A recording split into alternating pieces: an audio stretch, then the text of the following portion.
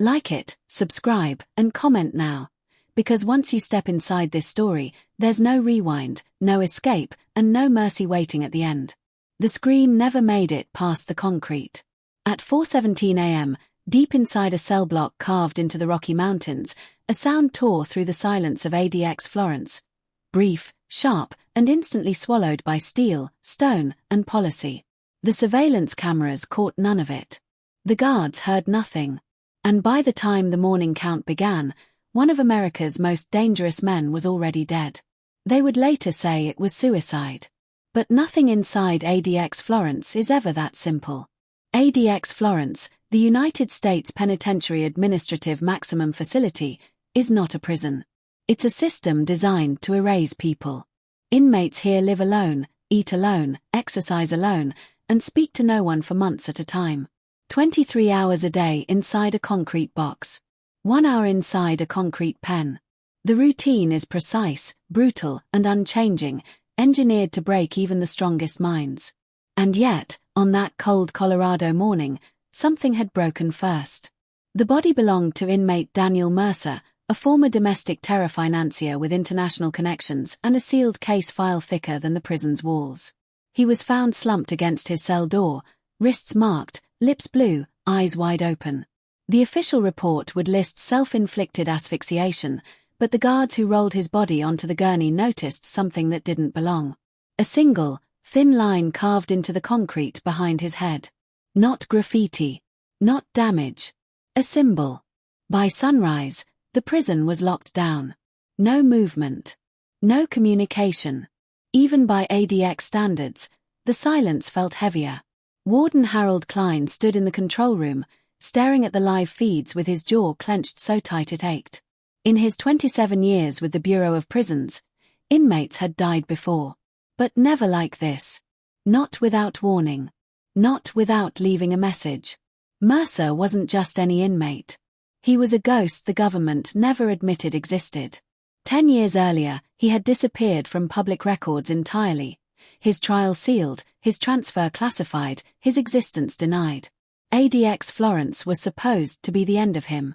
A place where secrets rot in isolation until they're forgotten. Instead, Mercer had left a mark. Special Agent Rebecca Lane arrived before noon, escorted through layers of security that peeled away her sense of normalcy one checkpoint at a time. She had handled prison cases before, murders, smuggling, corruption, but ADX was different. The air itself felt hostile. Every door closed behind her with finality, like punctuation at the end of a life.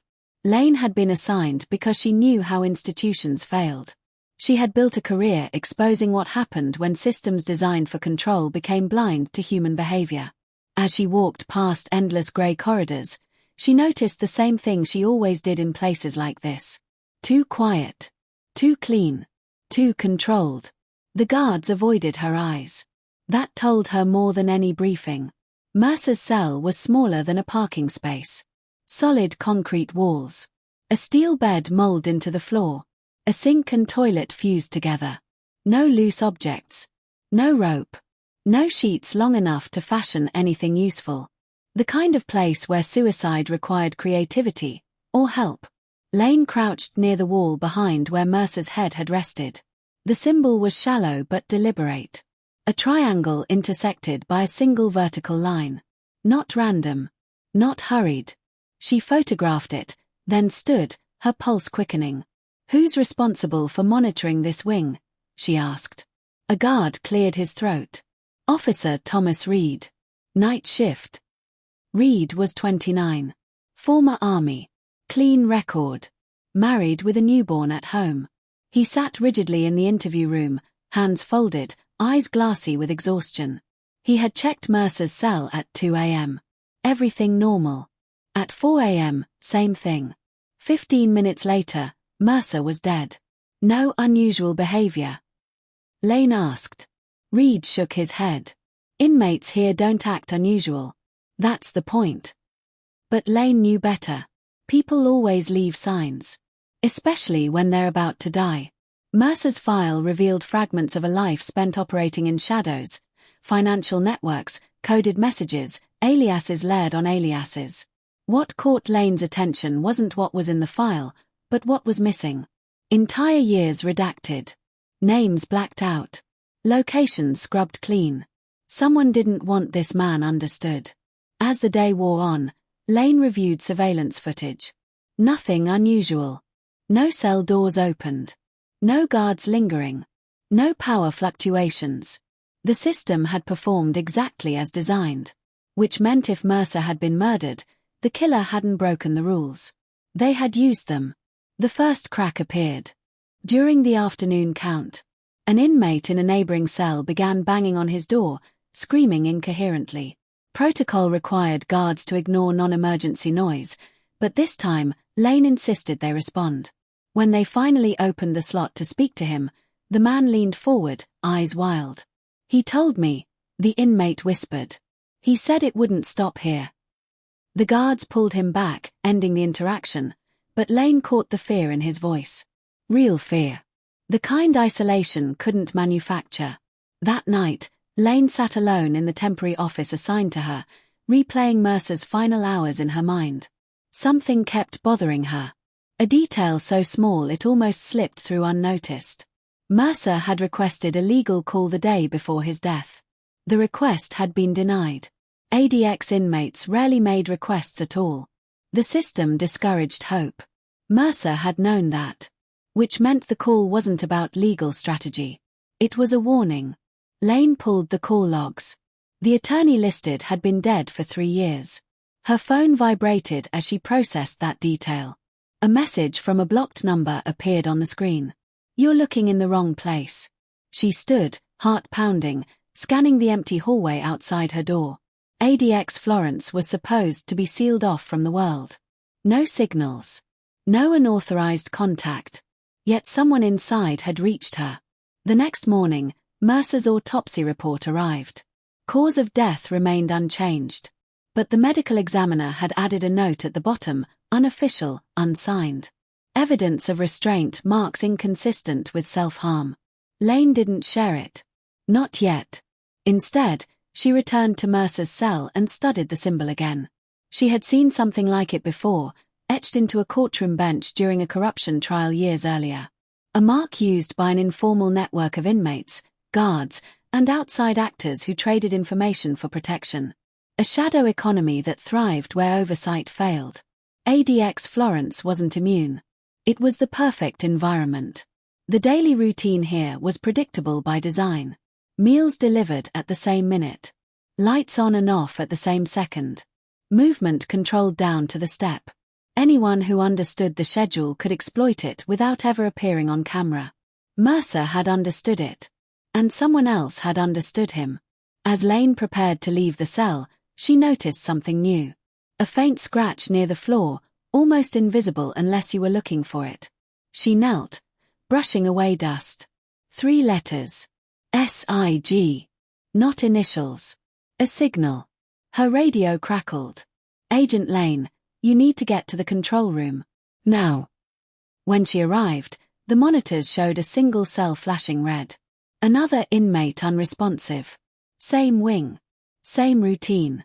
Same silence. But this time, the camera feed froze just before the guards reached the door. And when the feed came back online, the cell wall behind the inmate's head bore the same symbol, only larger. That's when Lane realized the truth. Mercer hadn't been the end of something. He had been the beginning. ADX Florence was never supposed to feel crowded. Yet as the second body was wheeled through the corridor, the prison felt packed with invisible eyes. Every guard stood straighter. Every inmate seemed closer, louder, more present, despite being locked alone behind concrete and steel. The second inmate was Marcus Holloway, a former organized crime logistics expert who had vanished from the public record after testifying in a federal corruption case that never made the news. Officially, he didn't exist. Unofficially, he knew too much. And now, like Mercer, he was dead. Same position. Same marks. Same symbol. But this time, there was no debate. Someone was killing inmates inside the most secure prison on Earth, without touching a single camera, lock, or alarm. Agent Rebecca Lane stood behind the observation glass as the medical team worked. Holloway's eyes were closed, his expression almost peaceful. That disturbed her more than the death itself. Men didn't die peacefully inside ADX Florence. They died angry, broken, or screaming into concrete that never answered back. "This isn't random," Lane said quietly. Warden Klein didn't respond. His face had gone pale, his authority thinning by the minute. 2 deaths in 48 hours meant oversight. Oversight meant questions. And questions were dangerous in a place built on silence. Lane requested full access to prison schedules, guard rotations, meal deliveries, and maintenance logs. The request was denied within 10 minutes. "National security," Klein said. Lane stared at him.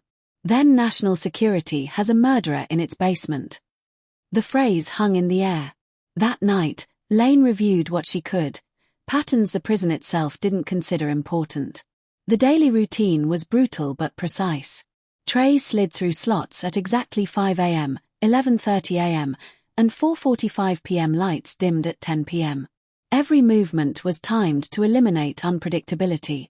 Except one thing. Maintenance. Twice a week, unarmed civilian contractors entered specific wings to service ventilation, plumbing, and electrical systems. Cameras recorded them, but only from a distance. Their tools weren't inventoried beyond basic counts. Their access windows were short, but consistent. Mercer's death had occurred within 30 minutes of a ventilation check. So had Holloway's. Lane requested the contractor list. Again, denied. Instead, she went lower. Officer Thomas Reed had been placed on administrative leave after Mercer's death. Lane found him at home, sitting in the dark living room of a modest house, his baby crying somewhere down the hall. He looked hollowed out, like someone who hadn't slept since the first body was found. "They're going to blame you," Lane said. Reed swallowed. "They already are." "Did you see anything unusual on your shift?" He hesitated. That was enough. "There's no recording device here," Lane said. "And you're already marked. Talk." Reed rubbed his face, hands shaking. Sometimes inmates talk during count. Not loudly. Just enough to know you're there." "And?" "Mercer said my name." Lane felt a chill. "What did he say?" "He said, routine keeps you safe. Until it doesn't." Then he smiled. Reed looked up at her, eyes wet. He knew something was coming. Lane drove back to ADX before dawn, her mind racing. The symbol. The routine. The sealed identities. Mercer and Holloway had never been connected publicly, but beneath the redactions, Lane saw the shape of a pattern forming. They were both part of a covert information pipeline, men who had handled money, logistics, and communication for operations that never officially happened. Operations that crossed borders. Operations that embarrassed powerful people. And now, someone was cleaning house. Inside the prison, the 3rd day began under lockdown conditions. No recreation. No movement beyond meals. Inmates were restless, banging on doors, shouting into the void. The guards were jumpy. Someone had leaked the deaths. Rumors spread faster than official statements ever could. Lane stood in the control room when the first glitch hit. Camera 3B flickered. Not off. Just delayed. A half-second lag that wouldn't trigger alarms but would blind anyone watching closely. Then another feed did the same. Lane leaned forward. "That's not a malfunction." Before anyone could respond, an alarm blared. Not from a cell, but from the medical wing. They arrived too late. The 3rd inmate was alive, barely. His name was Victor Salgado, a former intelligence courier whose transfer to ADX had been buried under 3 layers of classification. He lay on the floor, gasping, eyes darting wildly as medics worked frantically to keep him breathing. Lane knelt beside him.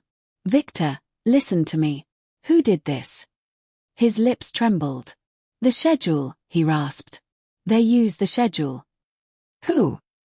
Salgado's eyes rolled back.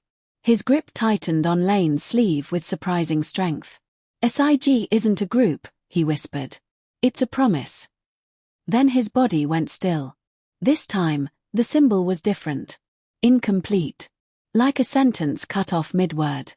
The lockdown escalated. Federal oversight teams were notified. But before they arrived, Lane made a decision that would end her career, or save lives. She accessed the sealed archive. Using credentials she technically no longer had, Lane pulled records from a defunct task force known internally as Strategic Intelligence Group, SIG. It wasn't an agency. It was a compartment. A shadow structure designed to coordinate off-the-books operations using disposable assets. Men like Mercer, Holloway, Salgado. When operations ended, assets disappeared. ADX Florence was the final storage unit. Except SIG had never shut down. It had evolved. The symbol wasn't a threat. It was a signature, left by someone enforcing an old agreement. A promise that silence would be permanent. Lane cross-referenced the maintenance logs with SIG personnel records. One name surfaced again and again, buried deep, reassigned, promoted quietly. Deputy Warden Elias Crow. Crow had overseen security protocols, contractor access, and internal audits for 5 years. He knew the routine better than anyone. He knew where cameras lagged, where policy created blind spots. And he had signed off on Mercer's denied legal call. Lane confronted Crow in his office, the walls adorned with commendations and patriotic plaques. He didn't look surprised to see her. "You shouldn't be digging where you don't belong," he said calmly. "3 men are dead," Lane replied. "1 more almost died. You're the common denominator." Crow smiled thinly. "This prison exists because some people can't be allowed back into the world. Execution isn't part of your job description. Depends who writes the description." Lane's phone vibrated. Another message from the blocked number. "You're running out of time." Crow's eyes flicked to the screen. That was all she needed.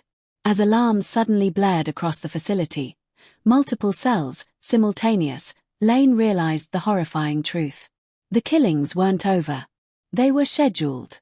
And the next name on the list wasn't an inmate. It was hers. The lockdown came too late. ADX Florence erupted into controlled chaos, alarms echoing through corridors never meant to carry urgency. Red lights pulsed against grey concrete, bathing the prison in a warning glow that made every shadow feel alive. Doors sealed automatically. Cell slots slammed shut. The routine, once the prison's greatest weapon, had turned against it. Agent Rebecca Lane moved fast. If SIG was a promise, then ADX Florence was its enforcement arm. And Deputy Warden Elias Crow wasn't acting alone. He couldn't be. This level of coordination required more than one man. It required loyalty, fear, people who believed they were still serving something greater than the law. Lane ducked into the control room, shoving past startled officers. "Lockout maintenance access. Now." "It'll trap staff inside the wings," someone protested. "Then pray they're not on the list." The screens told a story no report ever would. Camera delays. Microlags timed perfectly to guard rotations. Blind spots engineered not through hacking, but through policy. The routine had been studied, refined, weaponized. Crow had built a machine that killed without breaking rules. Lane pulled up the inmate roster. 5 names were highlighted, former SIG assets still alive. One by one, their cell indicators began flashing yellow. Attempted self-harm. Medical emergency. Unresponsive. Crow's voice crackled over the intercom. Calm. Measured. Almost reassuring. Remain in your assigned areas. This is a controlled situation. Lane felt her stomach drop. He wasn't panicking. He was executing. She ran. The corridors felt endless, every door a reminder that this place was designed to slow people down. Lane reached the first wing just as guards were unlocking a cell. Inside, the inmate was alive but unconscious, wrists bound with strips torn from prison-issued clothing, impossible under standard conditions. Unless someone had helped. A guard stepped back, pale. "We didn't see anyone enter." Lane didn't answer. She already knew. Crow wasn't killing inmates directly. He was creating conditions where death appeared inevitable. He used routine checks to plant materials. Used maintenance windows to alter airflow, oxygen levels, Camera timing.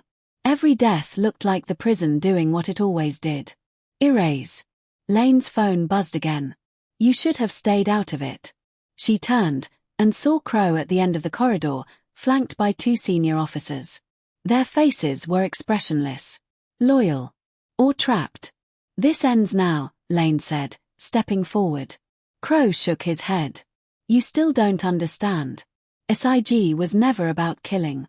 It was about containment. These men were liabilities. Walking leaks. So you decided to finish the job. I decided to honor the agreement, Crow replied. They disappear. Permanently. And me. Crow's eyes softened. Just a fraction. You saw the pattern. That makes you part of it. The officers raised their weapons, not at Lane, but at the cameras above them. One shot. The feed went dark. Crow moved closer, lowering his voice. There's a report waiting to be filed. It says you interfered with a volatile inmate situation. It says you acted alone. It says you died trying to save lives. Lane's heart hammered, but her mind stayed clear. She reached into her jacket slowly, pulling out her phone. I already sent the files, she said. Everything. SIG. The routines. The deaths. To internal affairs. To the press. To people who don't disappear. Crow froze. For the first time, the routine failed him. Alarms shifted pitch, new ones. External. Arrival signals. Federal response teams breaching the outer perimeter. Crow exhaled, a long, controlled breath. You really think exposure fixes this? No, Lane said. But it stops you. The officers hesitated. One lowered his weapon. Crow stepped back, eyes dark. You've turned this place into a crime scene, he said. It was never meant to be one. He turned and walked toward the secure stairwell. Before anyone could stop him, he entered, sealing the door behind him. Moments later, a final alert flashed on the screen. Deputy Warden Elias Crow, unresponsive. They found him at the bottom of the stairwell, neck broken, body positioned carefully against the wall. Behind his head, etched into concrete with something sharp, was the symbol. Completed. The official conclusion would be suicide. Weeks later, ADX Florence returned to routine. New administrators. New protocols. Public statements about transparency and reform. The story faded from headlines, replaced by the next outrage, the next distraction. Rebecca Lane resigned. The files she leaked triggered investigations, but SIG was never fully acknowledged. Names vanished. Leads dried up. The machine adapted. Months later, Lane received a package with no return address. Inside was a single sheet of paper, prison meal schedules, neatly highlighted. At the bottom, 3 letters were printed. SIG. Beneath them, a message. The routine never stops. That same night, across the country, an inmate in another high-security facility was found dead during morning count. Same position. Same marks. Different prison. They said the killer was gone. They were wrong. And if you think this story was intense, you're not ready for the next one. Hit subscribe, because the routine is already watching you.